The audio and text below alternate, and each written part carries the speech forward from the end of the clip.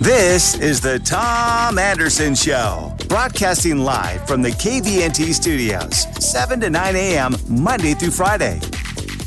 Well, we are back, and we've been talking at a national level about unionization and retirement and benefits, and we've seen changes in Apple, and we've seen changes with Starbucks. Amazon warehouse votes to unionize, another does not. In conjunction, in kind of juxtaposed in parity to that, is what's happening in certain states, Alaska included, where there is a move to change retirement and benefit structures and policies and up the ante for employees. And right now, House Bill 55 is in the hopper in the Alaska State Legislature, and Americans for Prosperity, Alaska Policy Forum, lawmakers like State Senator Lyda with her Must Read Alaska op-ed, and many others are opposed to this. And with us is Bernadette Wilson, who is the State Director for Americans for Prosperity Alaska. She has a PSA out. Let's listen to that, and then we'll get into the skinny on why she has a problem with House Bill 55 and why you should too. I thought we were broke. Legislators say that Alaska is on a fiscal cliff so steep that it justifies breaking the law and not paying a full permanent fund dividend. Now those same legislators are fast-tracking a defined benefits pension program without the money to pay for it. HB55 will force a conversation about an income tax and a sales tax. Alaska's pension program already has over a $3.7 billion deficit. Now legislators want to add a new tier to an already bankrupt plan. 86% of states that have defined benefits still face retention problems with police departments. HB 55 is a reckless spending bill. Tell legislators no, and join us in telling Governor Dunleavy, if legislators send HB 55 to your desk, veto. Government doesn't have the money. Remember, paid for by Americans for Prosperity Alaska. Check us out on Facebook at Americans for Prosperity Alaska.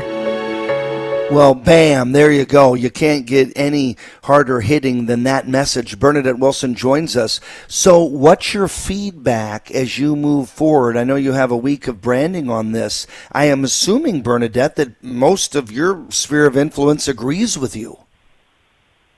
You know, you would be surprised, Tom, at how many people simply haven't heard of the bill and how many Republicans, even on the House side, that were completely uneducated on this bill. Or you have, like Representative Sarah Rasmussen, who continues to spread falsehoods that this is a conservative piece of legislation.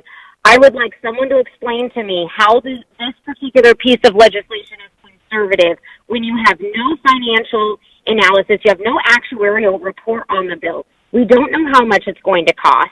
We don't know where the money is going to come from. I mean, look at conversations here in just the last year. You've had several lawmakers say it might be time for Alaska to start looking at taxes, whether that's a statewide sales tax, whether that's an income tax. The tax conversation has come up. And in the middle of all of that, now they would like to add defined benefits back to the state of Alaska, which ran us billions of dollars into debt the last time. And what we're saying is, listen, you already cannot control the state's budget. You already cannot control your spending. They can't control it. Like I say, they're the ones that have said, we got to look at an income tax. We got to look at a sales tax. Oh my gosh, we can't pay out a full permanent fund. They are the ones that have said we're on a fiscal cliff. I've got the quote from Senator Tom Beggett said just earlier in the year that we were on a fiscal cliff. That's his language, not mine, his. So if we're on a fiscal cliff, legislators have zero right in passing a bill like this with no information behind it. This idea of, well, the first responders, they should be able to stay here in Alaska. We all want to be able to afford to stay here in Alaska. This is a conversation about all of us, not one particular group. House Bill 55, I'm looking at the sponsors. If someone says, hey, we want to support law enforcement, and, back in my day when I was in office under Frank Murkowski, I pushed to have specifically law enforcement officers, corrections, peace officers, firemen, and cops to have the Tier 1 system because we had the money at the time. But what happened was the trooper PSEA union supported it, but APDEA made it a Christmas tree. They're like, how about clerks, and how about dispatchers, and how about janitors? And it's like, what are you talking about? And I can speak from experience, Bernadette. That's what happens. It never closes at just one group. I looked up HB55 and I thought, okay, if it's so pro-cop and it's so pro-law enforcement, I can't wait to see some of my buddies on there, like Kathy Tilton and like Kevin McCabe, my dear friend, and others, and maybe Laddie Shaw, and maybe Mike Cronk. And I'm looking and I see Chris Tuck, nice person, that's the first name, sorry. I see Josephson, I see Wool, I see Ortiz, I see Schrage, I see Zach Fields, I see Liz Snyder, I see Ivy Sponholtz, I see Harriet Drummond, Garen Tarr, I see L.B. Gray Jackson, senators, and Begich and Wilikowski. I mean, this is not like some conservative movement, is it? Oh, no, absolutely not. It's not at all. It is completely irresponsible. Now, the concern is now it's on the Senate side. So, of course, you mentioned those on the House. It passed out of the House last year, May of last year. Now we sit on the Senate side where Senator Costello was doing a phenomenal job saying, hey, whoa, wait a minute.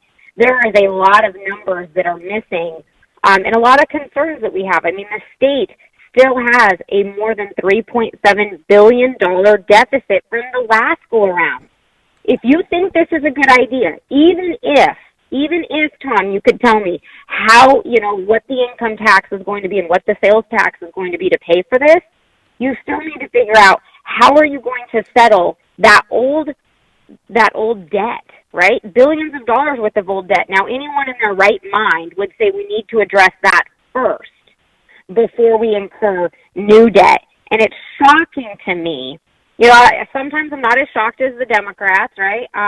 Some of them I kind of expect it, but when you have representatives like Sarah Rasmussen saying, oh, this is conservative, what the heck is conservative about you ignoring a past financial obligation? That is irresponsible. It's reckless, and you should not be in Juneau making decisions like this. What about law enforcement officers? Do you think that, does that tug on your heartstring when you read peace officers and firefighters? We're talking about cops, corrections, the folks that are fighting the fires.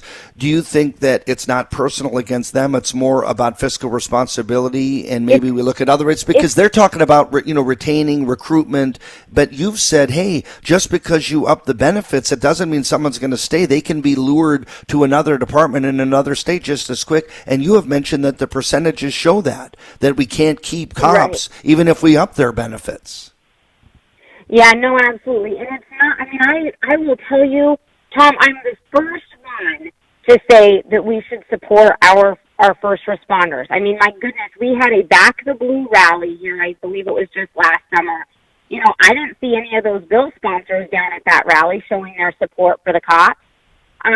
And so we absolutely support them. It's not about that, but you still have to have a financial plan, right? This isn't about, well, we don't like the cops. It's not about them not doing a good job or, having something against them. It's completely the opposite. We do care about them.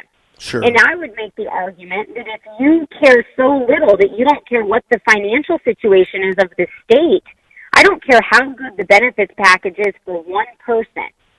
You cannot completely clean house on the state level and think they're still going to stay in a state that has no economy and no opportunities for their kids and for their grandkids. And that's what's going to happen.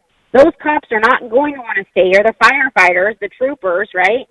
You can expand it out. People have said, is there a movement afoot to expand this out to teachers? I don't care who you want to talk about, right? Let's talk about the firefighters and the troopers, which is what HB55 deals with. For those individuals, do you really think that they're going to stay in Alaska anymore if there's no future for their kids here? Yeah, they're likely going to leave.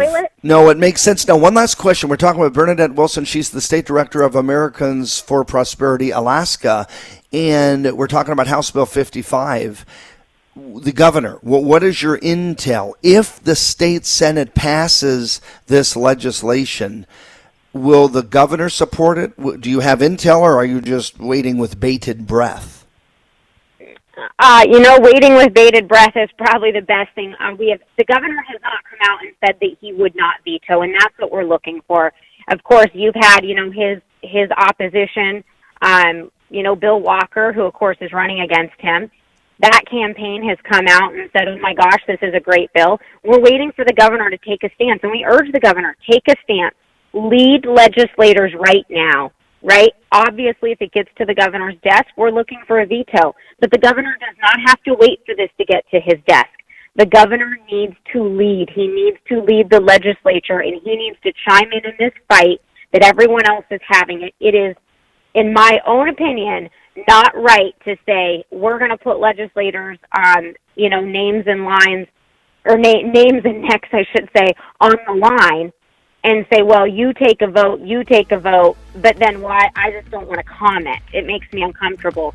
The governor needs to take a position, and if it gets to his desk, he needs to veto. We're looking for that commitment. House Bill 55, you can look it up on the BASIS system, akleg.gov, BASIS bill, and then read it and decide yourself, and contact your lawmakers if you're not supportive of it. That's what Bernadette is encouraging, and Senator Lyda Green and other conservatives and the Alaska Policy Forum, Bethany Markham. Hey, Bernadette, thank you. We look forward to talking to you more over the summer. Keep up the good work. Thanks, Tom. You betcha. We're going to come right back. Good morning, Tom Anderson Show.